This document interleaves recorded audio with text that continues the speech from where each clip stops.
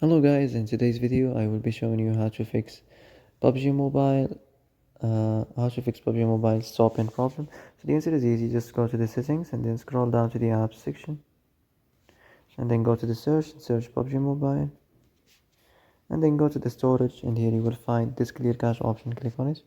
Now you can go check it if it worked, and if it didn't, you can try to restart your phone or turn the Wi-Fi off and on, or the Bluetooth or the airplane mode. Also, you can try to clear data, but be careful.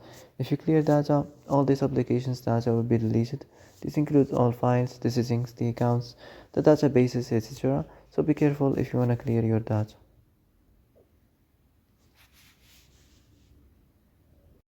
And that's it for today's video. I hope this is the answer you've been looking for.